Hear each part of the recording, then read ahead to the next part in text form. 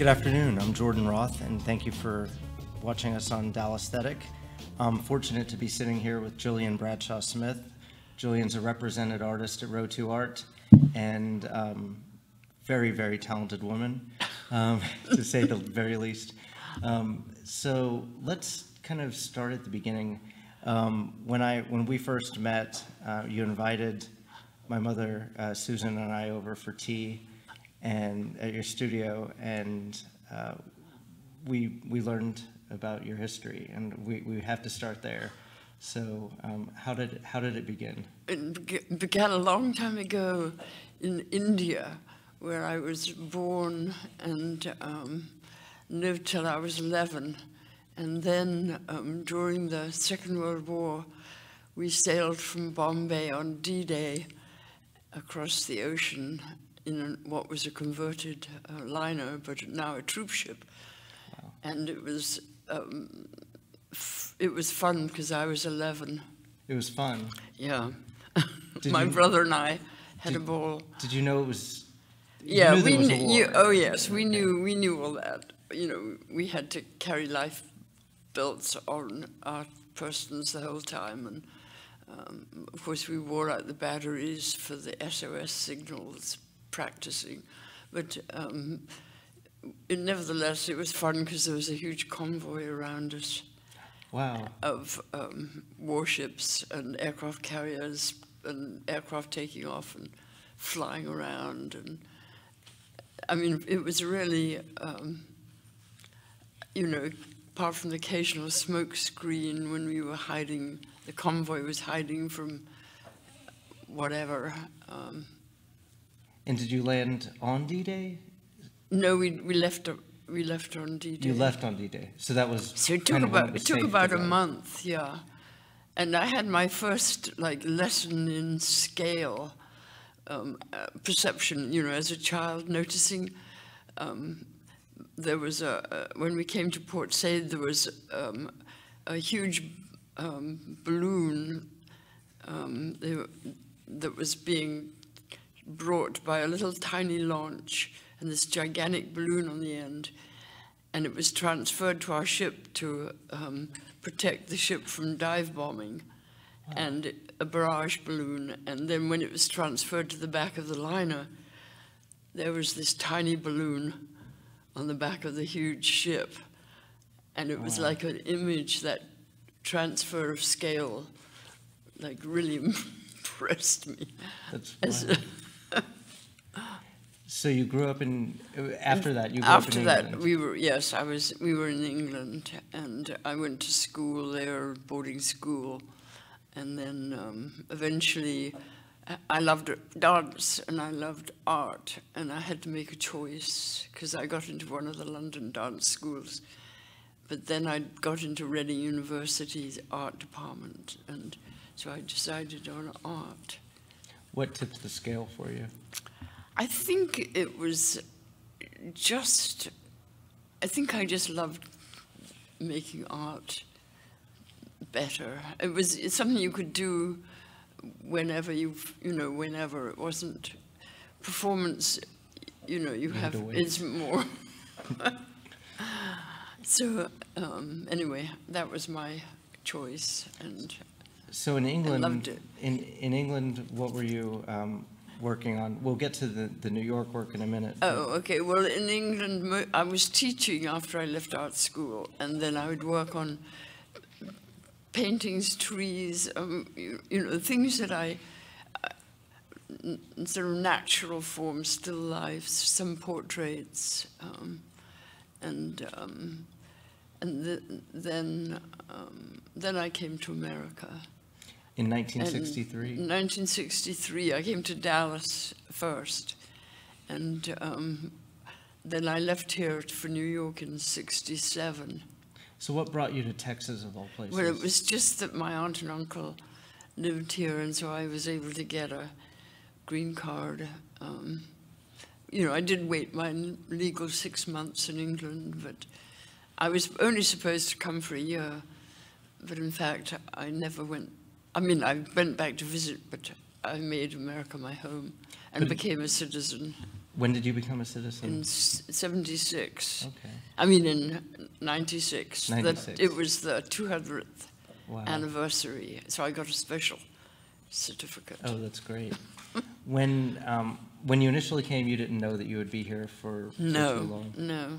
But you fell in love with the country? It just felt right somehow. Because having been born in India, in England, you know, it wasn't like it was my home. Like in India, it was like an army brat. You know, you travel all the time from this post to that. So it wasn't like I was like heartsick for England. Right. And was the climate in Texas? I carried my home with me wherever. Yeah. Was the climate in Texas more like India? You know, well, we were often what's now Pakistan, although it was India then, and yes, it would have been more arid there. But then in the south of India, it was like after my father died, we were sent down and we were in this beautiful temperate area like a Swiss. It was, you know, like 70 degrees, mountains. Wow. With green and jungles and tea plantations everywhere. Have you been back? Unfortunately, I've never been back. Oh, that's too bad. I either didn't have the time or the money. You know, an artist's life is... Yeah. So you moved to New York in, was it 68? 67. 67. And did you immediately find work as an artist in New York? I didn't find work as an artist, but I did my work, but I worked for art galleries and frame shops designing presentation boxes and things, sculpture stands for different galleries. And then eventually I got one of the galleries, Cordier and Ekstrom, which was on Madison Avenue, very prominent gallery. I showed them my work and they said yes. And so I would show there. When was your first show? I'm so bad at, I think it was about 74. 74? Something like that. I think some of the archive images I saw were around 73, 74. 74, yeah, I think somewhere around there.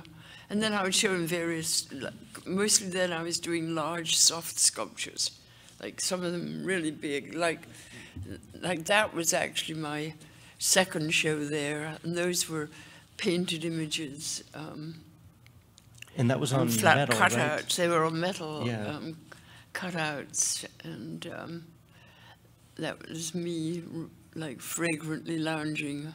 You look like you... Like this is one of my big soft sculptures that was eventually bought by the Worcester Museum of Art. I made those pieces. I made a bunch of those pieces, kind of animal-like. What gave you the idea to do that? Yeah. I don't know. I was working. Well, I was working on a piece that was more structured. It was kind of like that I had covered in linen and drawn on and had some hanging stuff. Because I always loved to sew, and and sew fabric. I don't know. It just came to me. Did you realize, like from the beginning, that you were doing these, that you were creating these anthropomorphic forms? Like, did it occur to you that they were kind of animal? Yeah. Oh yes, yeah. Definitely, but not animals in any real sense. Yeah. But more like, I called them creatures. Oh yeah, yeah. And they never had eyes or mouths, so I don't know whether. But they seemed more. Some of them more reptilian, some of them more mammalian. A lot of kind of elephant. Elephant-like. Yeah. And my uncle in India did happen to have an elephant. Oh, wow. That he used to go shooting on.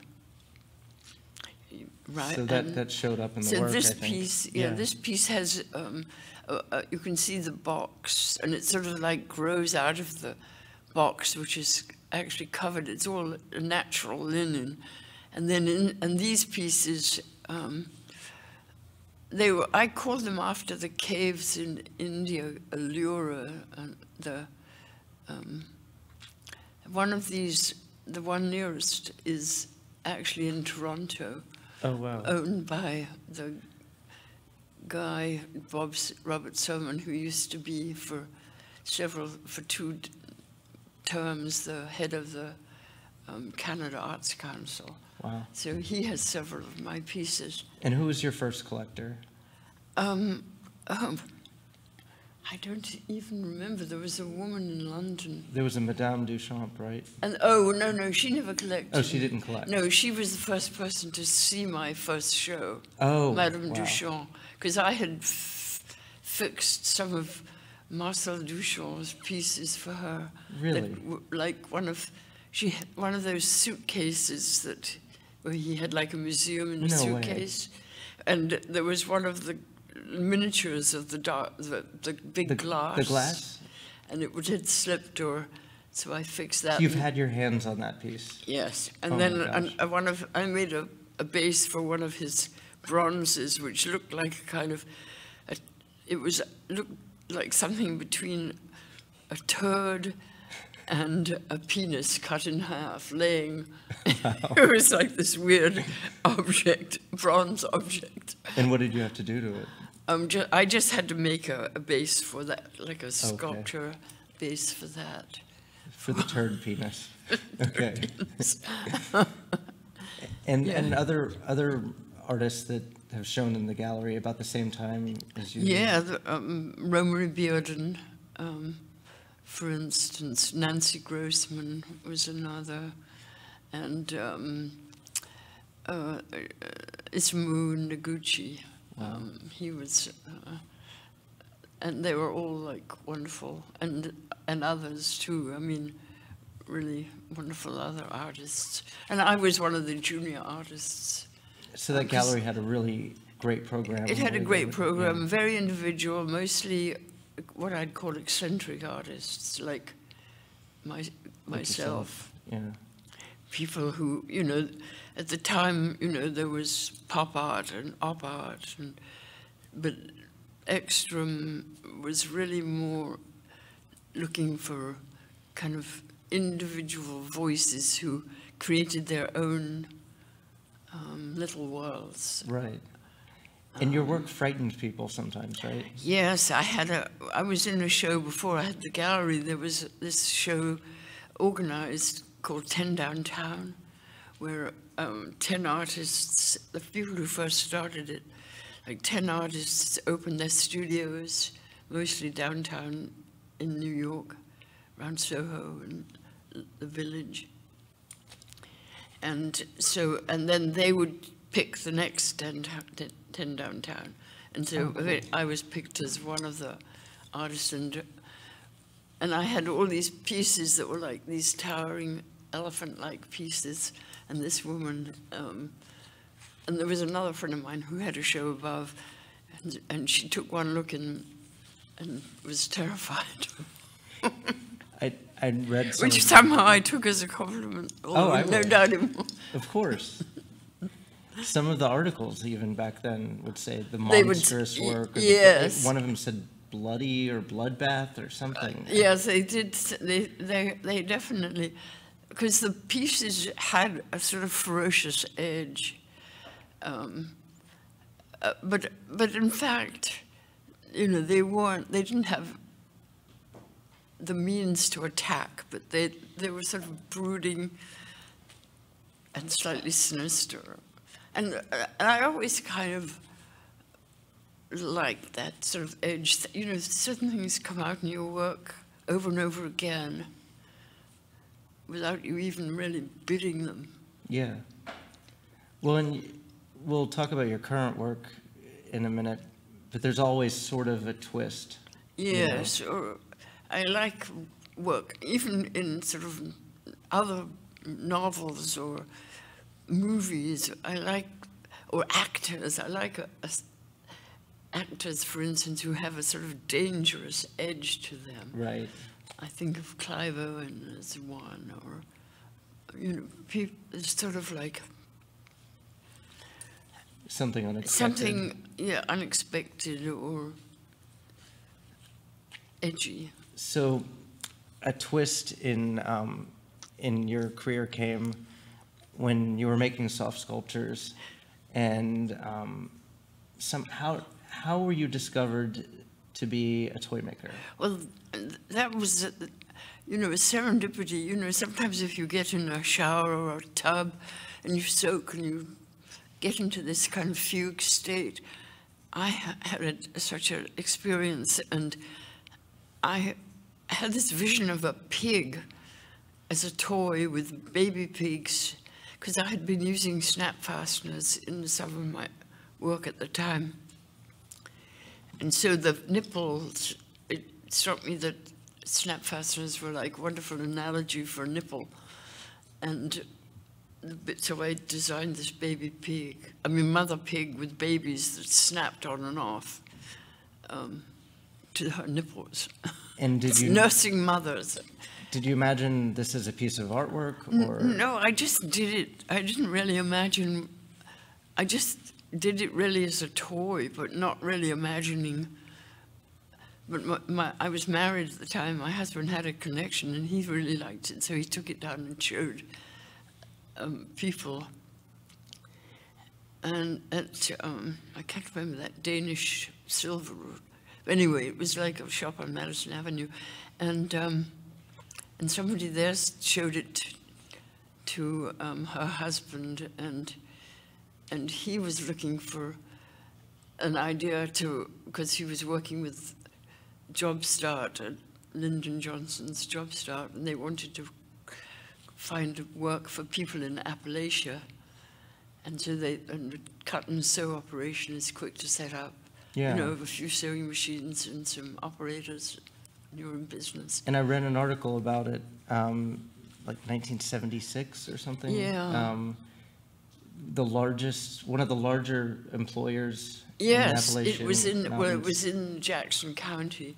It was the second largest employer in Jackson County. At first we started at the room and 5 sewing machines, and I designed toys a lot with like nursing moms, sheep, puppies, etc., and then other toys. So I designed 2 collections a year, and they'd make them. And eventually they built a whole factory, and the school system was the largest employer in that county. And you were the second largest. And That's Possum amazing. Trot. Possum the name Trot. of the Such company. a great name.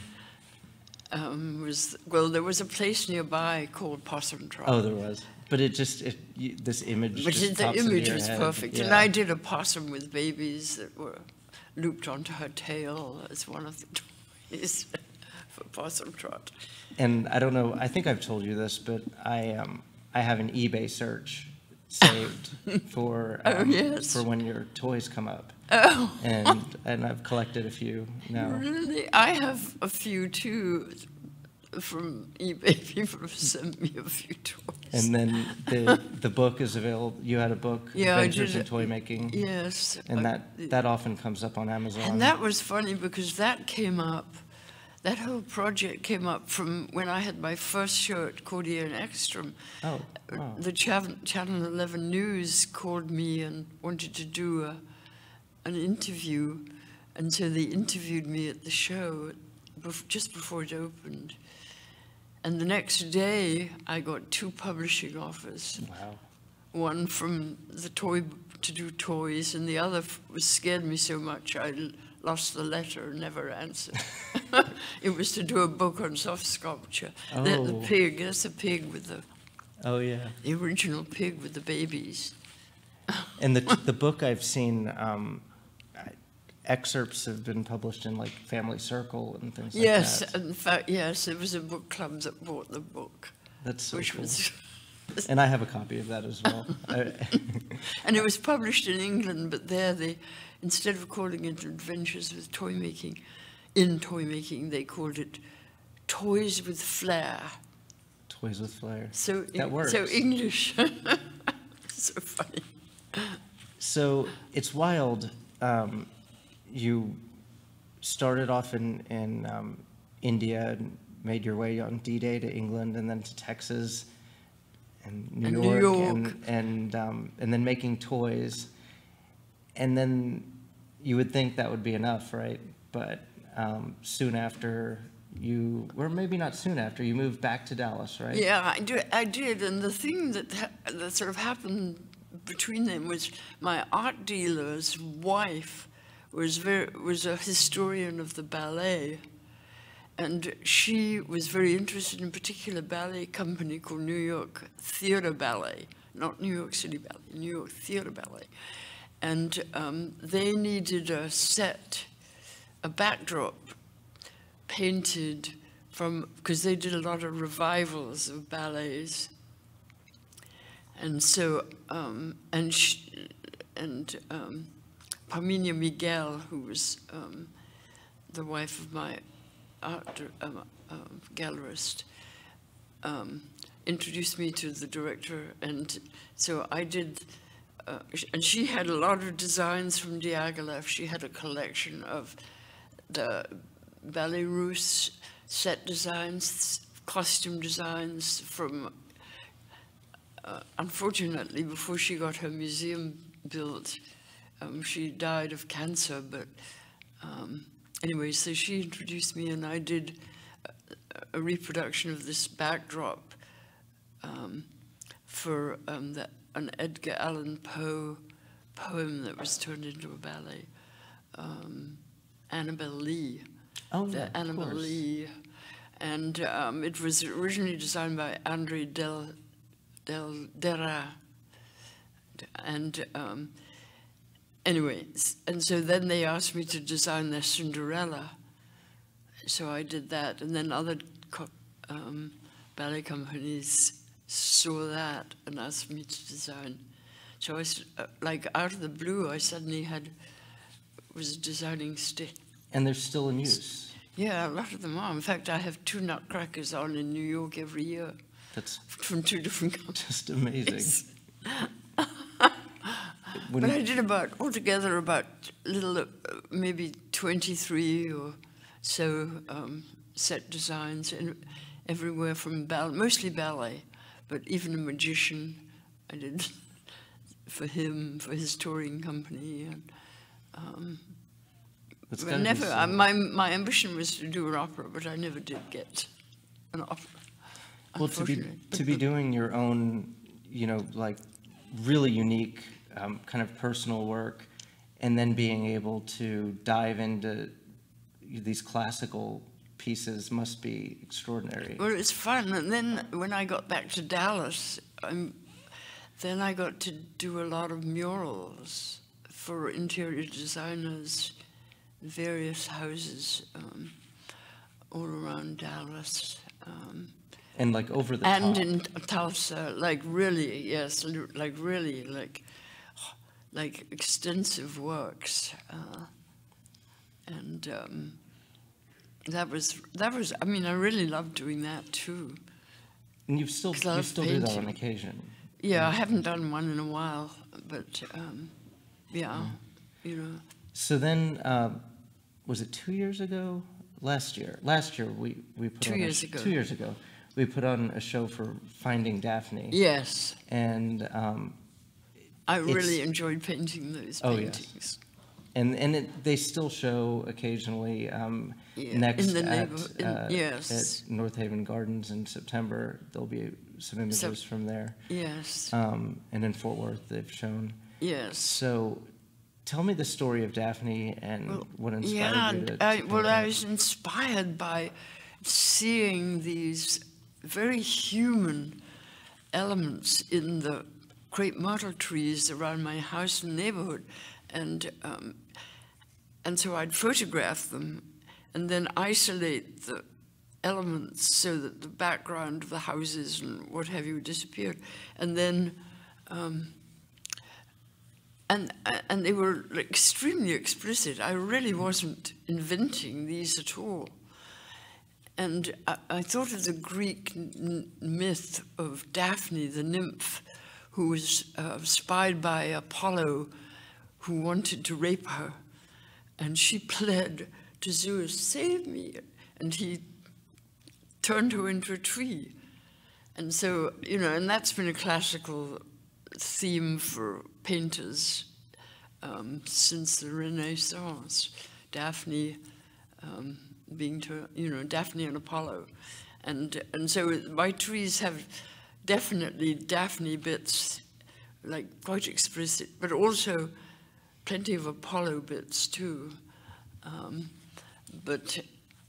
And also, I tried to make them very sculptural. It's wild because, I would think... And they're quite small works. I Yeah. mean, they're not big. They're made in gouache, which is one of my favorite painting mediums, because it has a lovely velvety matte surface. And It translates so well. and because dense. You can do... Yeah, you can do a lot with gouache, although it's quite a tricky medium in that it doesn't dry the same tone as the paint is when it's wet. So judging the exact tonalities sometimes are tricky. You did an artist talk about the time of the show, and you showed us the photographs that you were painting from that you took. Yes. And it seemed as if you were stalking the paintings, to get, or stalking the trees to get the right light, Yes. knowing what that light would bring out. Right, the light, that was very important, because, and also I would do it when the branches were bare, because the foliage would overhang and shade the tree, and I wanted the sunlight to so to speak, draw the elements.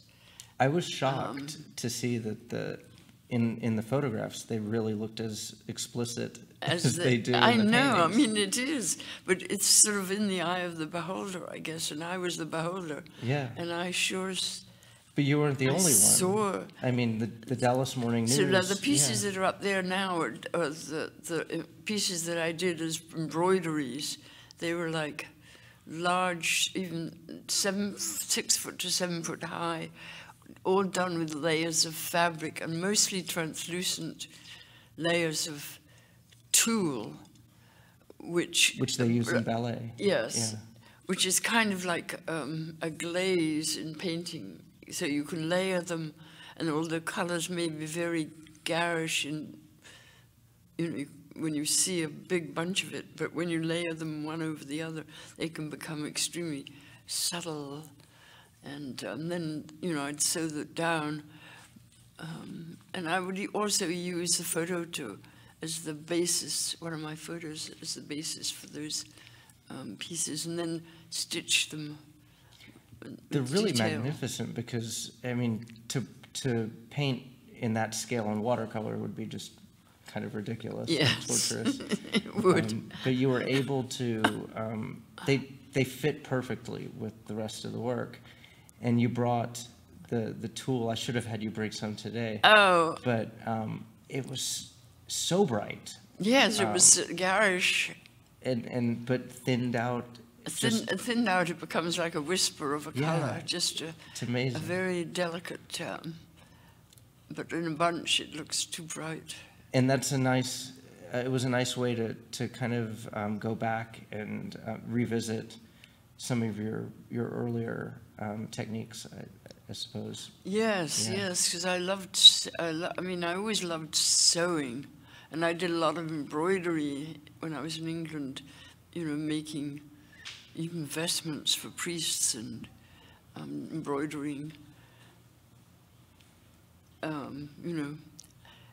and it was part of the study in the school. You had to choose a craft, and I picked embroidery, and there was a woman who came from the Royal School of Needlework in London to teach that particular class.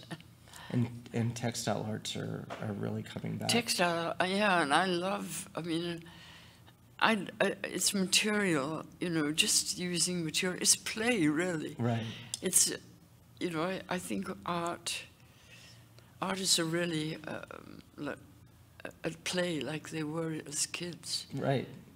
You have this vision that you want to get to, and it's just a matter of finding the and tools sometimes and- you know, you may have a vision, but it kind of clarifies itself with the interaction of your brain and your hands and the material. And so, you know, sometimes the authors say, oh, well, the character wrote itself. You know, when they're talking about a character they're writing in a novel. Well, sometimes the material, like, takes you in a direction as an artist, like, leads you as So well. you But find of that course, it's sort happens of like this yeah. interplay of the material and the art. That's magnificent. And now you're working on, and we don't have images because I'd like them to be kind of a surprise for people, but you're working on a kind of a fantasy series. Yes, I think of it, there's a poem that came to me. It's Coleridge's, when he was in I think he was in a dream of drug, I can't remember which drug he was taking, but in Xanadu did Kubla Khan an ancient pleasure dome decree, where Alph the sacred river ran through caverns measureless to man, down to a sunless sea. And so I'm taking these images of the caverns measureless to man, down to a sunless sea. Wow. And that's kind of the